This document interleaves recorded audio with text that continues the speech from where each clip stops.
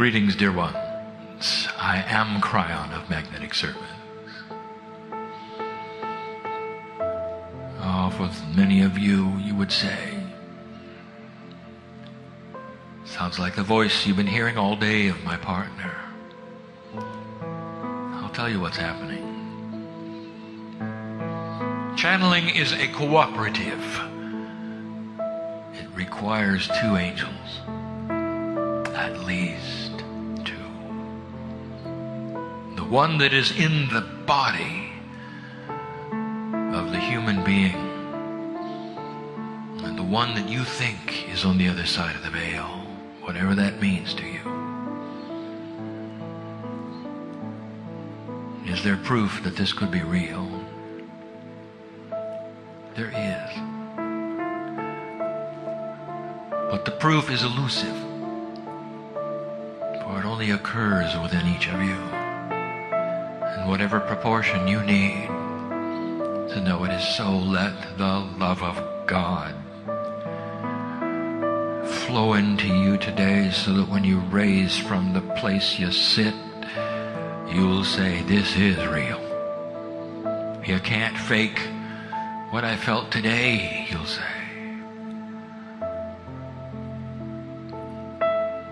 Spirit is very aware of everything that's going on. Everything. We are not apart from you even for a moment.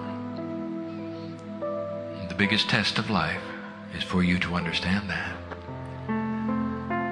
The biggest aha and realization that any of you could have is when you push open that door and find that we've been there all along.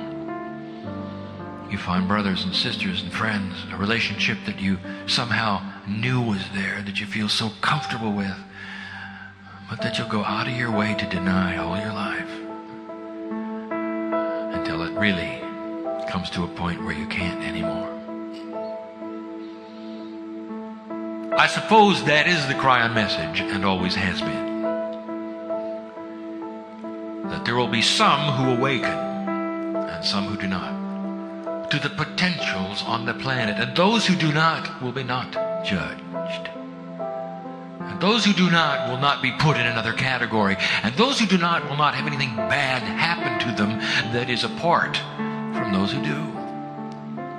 For that would be unfair, it would be judgmental. But I'll tell you, those who do, and they push on the door, and they have the communication, and they have the intuitiveness that we speak of, often know through that intuition where to be at the right time.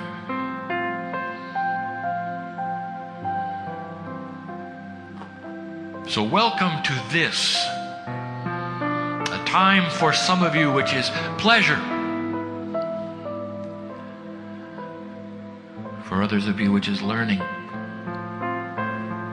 We are very aware of what goes on here today. We know why you're here.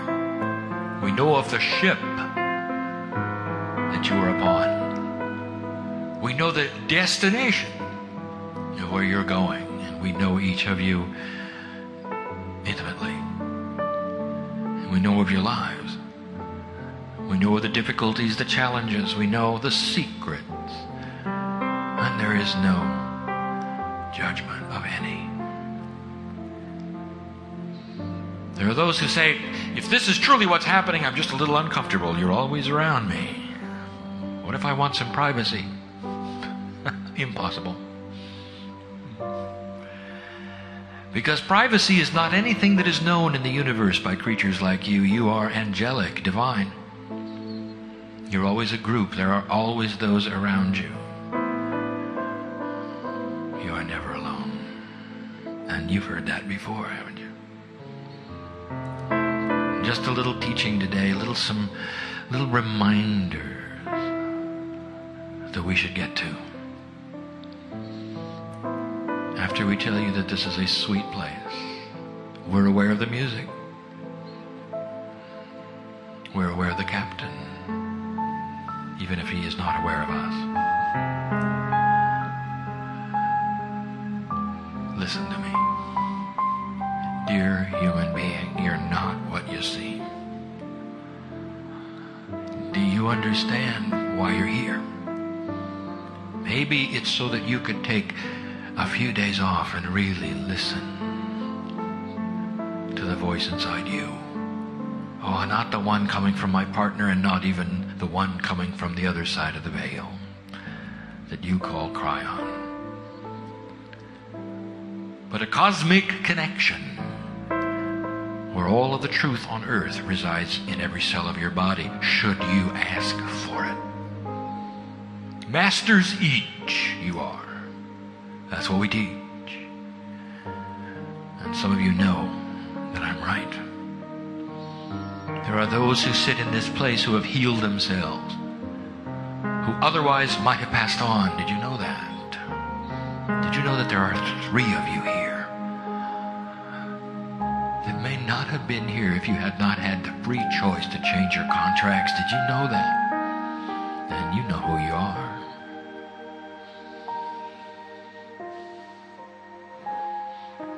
I would like to remind you about numerology. Simple. In its simplest form, there is no accident. When you connect numbers to almost any other system you might have, in any language you might have, there are no accidents. You know what the numbers mean.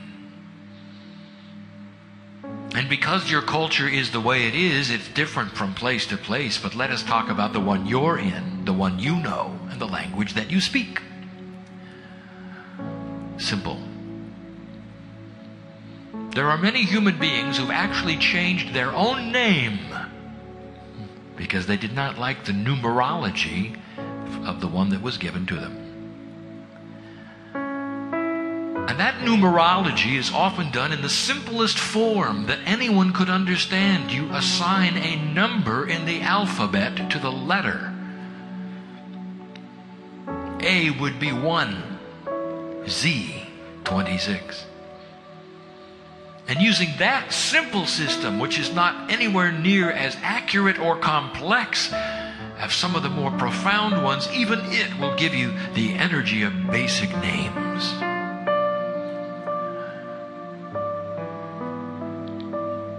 And so when you start it, you find out that Kryon is 11.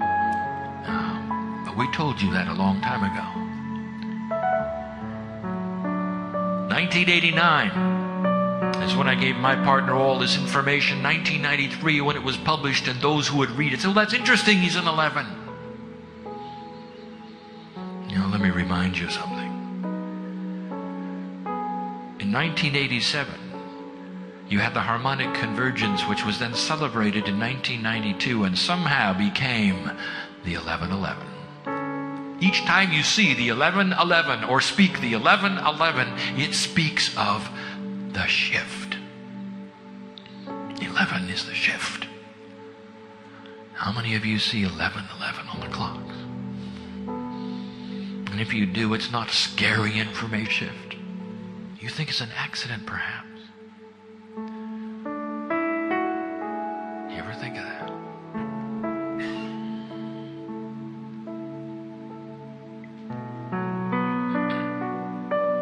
Here you are in the 11 energy.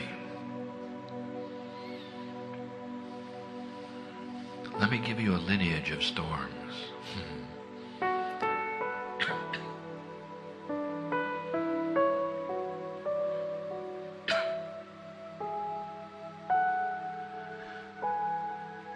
One of the most commonly used metaphors we have had is that you are a lighthouse in the storm.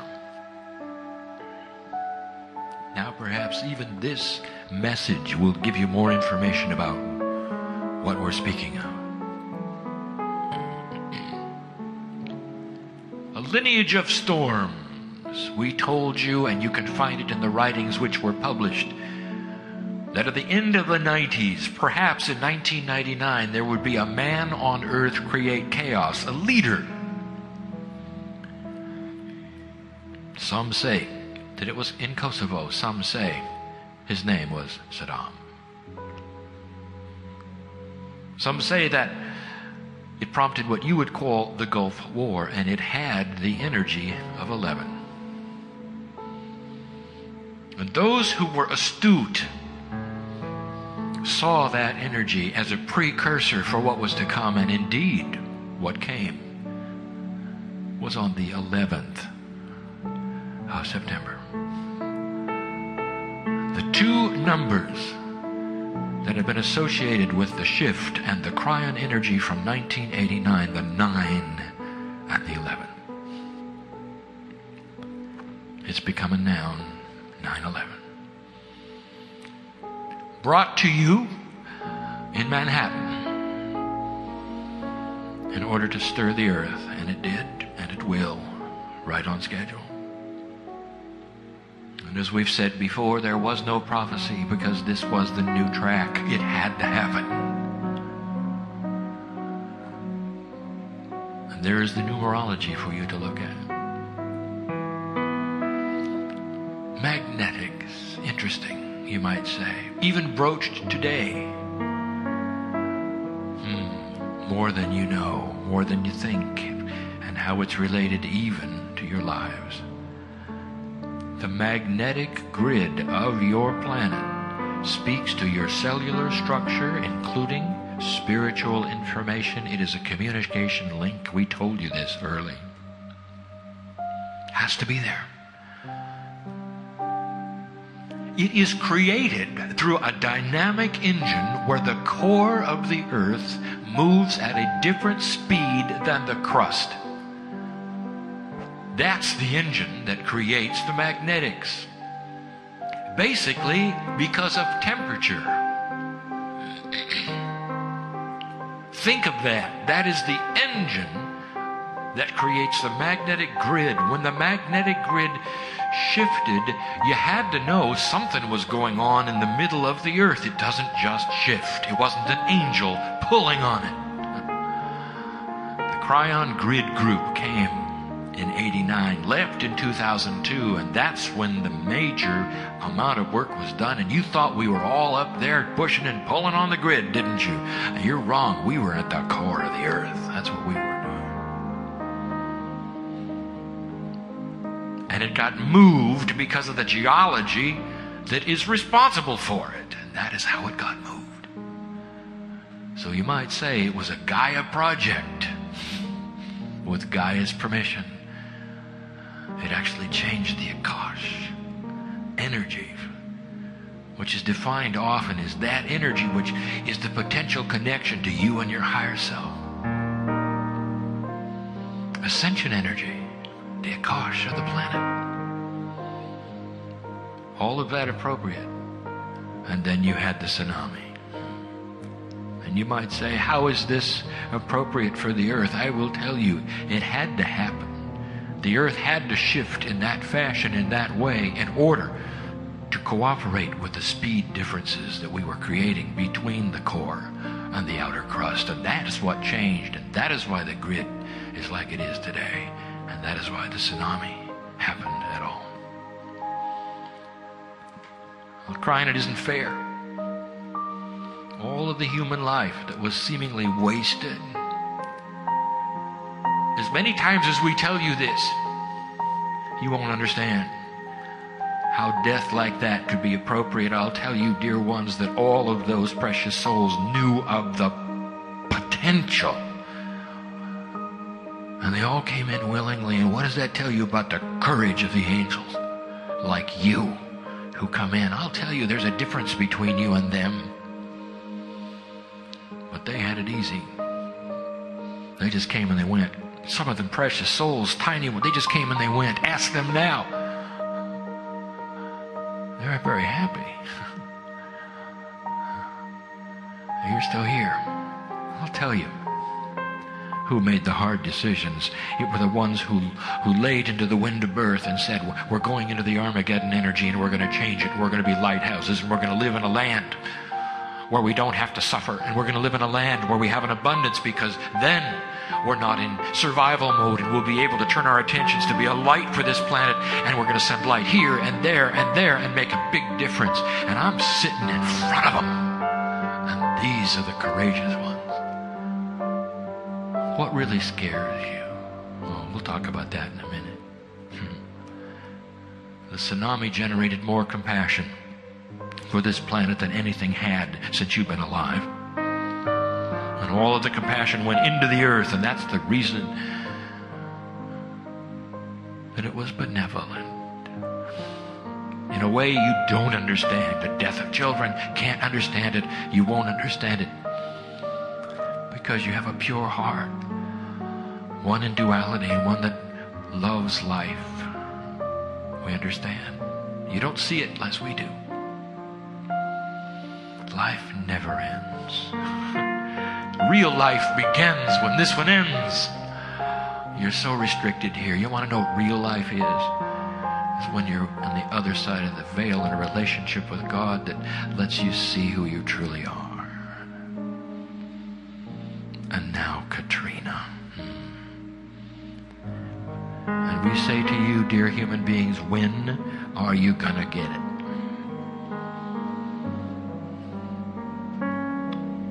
We started telling you about the earth shifts. You got to see them coming. You saw the warming of the oceans. You should have known. 7 years ago, you made plans even to strengthen the levees, and you said, well, not yet. Plenty of time. Did it have to happen like this? No, it didn't. But so often is the case that these things have to happen the way they do so that you will finally get it. And put the solutions in place. You have the time, you have the technology. The earth is warming before it cools off, and I will tell you that these storms will be normal for years to come. The perfect storm is going to visit you over and over. Time to make changes. Oh, and by the way, how many of you did the numerology on Katrina? Guess what? It's an 11. All part of the shift, all part of the appropriateness. How can death and destruction be appropriate, dear Kryon? It's about free choice, dear human beings, to believe or not believe, to prepare or not prepare. How many, watch, will go and challenge nature to do it again? Pump out the city, make it wonderful so it can happen again. What are you going to do with the levees? Oh, you're so linear. And all the planning that goes into correcting the mess and soothing the hearts of the lost, those who lost their loved ones. They'll just go home and let it happen again. And you say, well, no, we're going to strengthen the levees. Better do it quick. There isn't much time. Because this is going to be with you for a long time. I've even instructed my partner, don't plan any cruises in September in the Caribbean. And you won't see any. Because this is going to be with you for a long time. That's what happens when the oceans warm up. You're so linear. What would be easier, do you think? To create levees to hold back tens of thousands of tons of pressure of a lake and a moving river, or building a simple wall around a city to keep the flood out if a levee broke? That's not going to happen. It's too simple. We're aware of all that took place with the storm. The love of God is represented here, and it's compassionate, but I will tell you that these things will touch many before you understand that you're going to have to build around nature instead of in spite of it.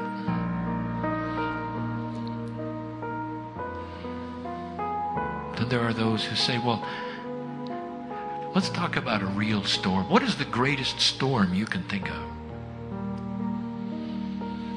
It would be a spiritual storm. They would say, some people, The biggest storm was in creation. We've heard about the angels and the devils and the fight from heaven and hell and how earth was created. That must have been quite a battle. Let me tell you, there was no battle.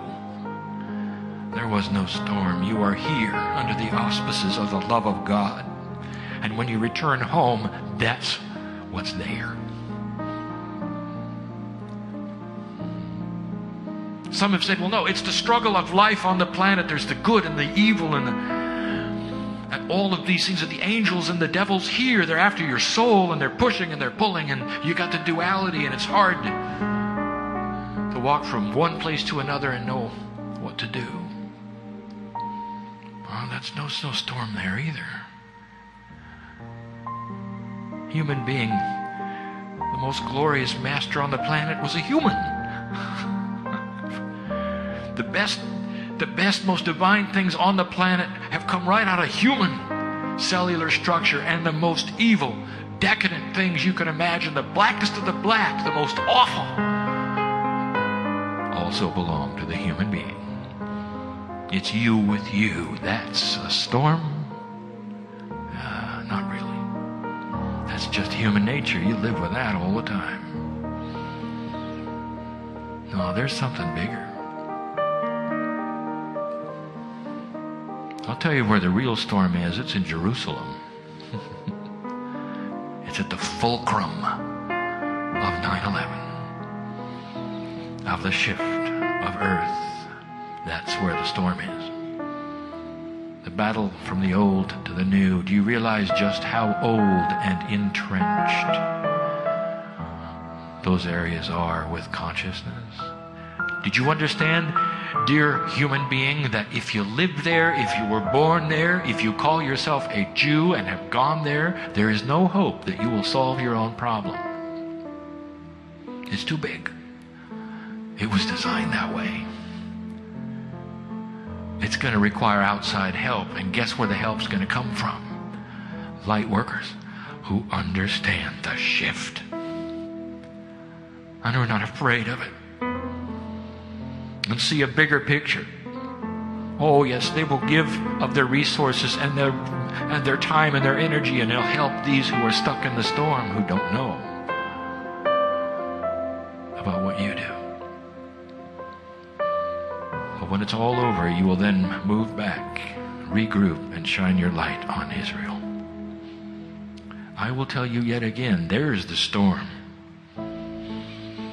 You want to advance a more calm weather on the planet? I will give you a way to. How would you like to skip over the next few years of learning and earth moving and earth shaking? You shine your light on Israel. Let them make wise decisions based on a light you shine in their dark place, and start healing that land, and the rest will calm down, including the weather. Too simple, Kryon. Too bizarre, too spooky. It's connected, and you don't believe it, do you? I just told you that human consciousness was responsible for a slowdown in the Earth's core. An earthquake that made a tsunami, and a warming ocean that created Katrina. It's connected. The shift is upon you, dear human being, and here you sit in the middle of it. What is your greatest fear? What is your greatest fear? Are you afraid of storm? Perhaps you have been watching your media and you'd say, oh, if that were only me. I'm so glad. What would I do if everything I owned was simply blown away? I had nothing left. Where would I go? What would I be? Maybe you're afraid of that. You live in areas where that can happen to you, where weather may come and take what you have. Some of you have said, well, I'm more afraid of the earth moving. I live in a place where it could move greatly, and the same kind of devastation and the same kind of thing would happen to us that we've seen in a hurricane. That's what I'm afraid of, you say. What's your fear? Isn't it interesting, right this minute you pass over Earth at the bottom of the ocean, right this minute, which is volatile and ready for shift. Did you know that? It's happened before up here. There are certain parts of the earth that are ready to move, and they will. My partner said to me not long ago, as he sat in his home enjoying it, "Dear Kryon, I don't want to lose my home. I don't want my city in ruins. I don't want the big earthquake to happen in California. Is it appropriate to pray that it does not happen?" And I said to my partner, "No, it is not appropriate." And he said, "What is appropriate?" And I said, "To hold your space as a lighthouse so that when the earth moves, because there are enough of you here, including you, it won't move near to the degree it would have otherwise." And so he said, "So it will move."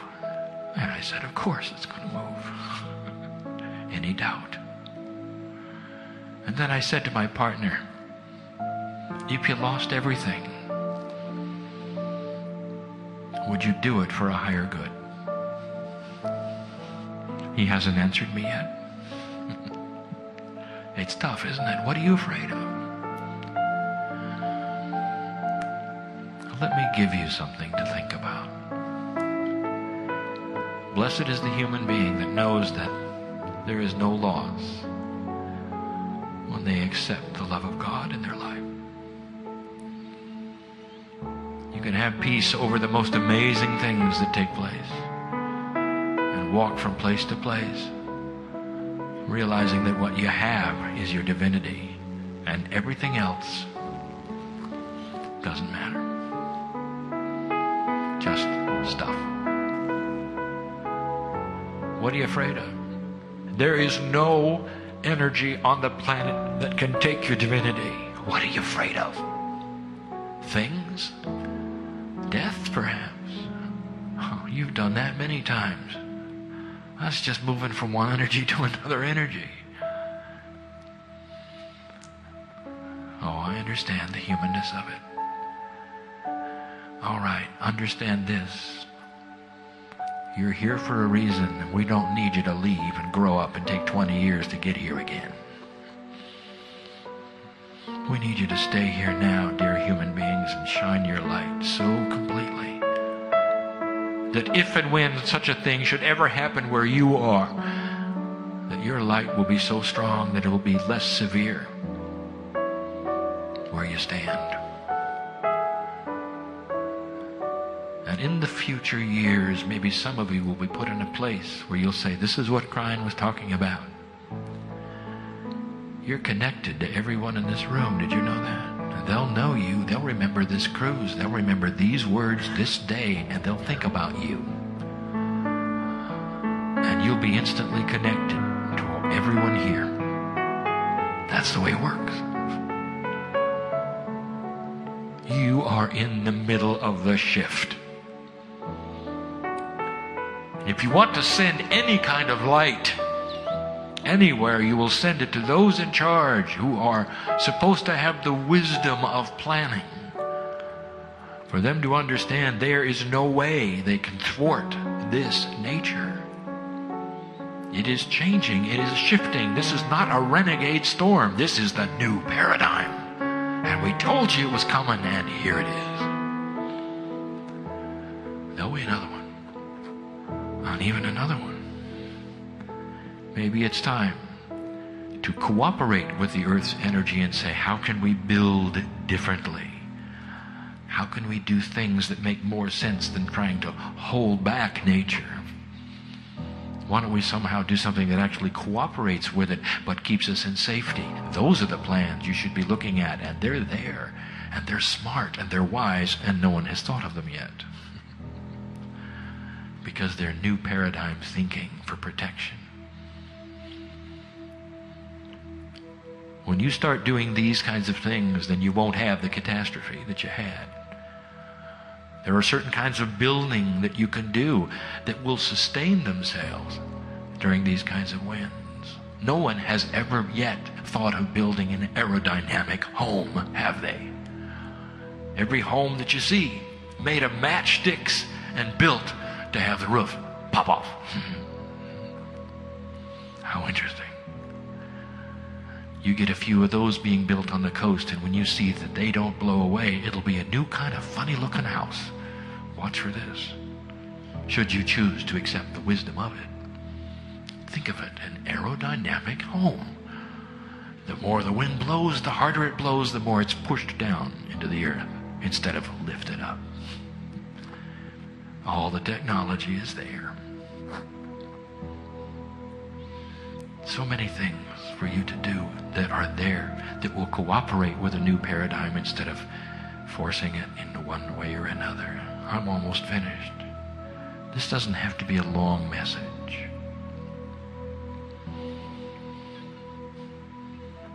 Kryon, what is the greatest paradigm you would like us to accept and understand and realize that will get us from A to B faster and change the weather?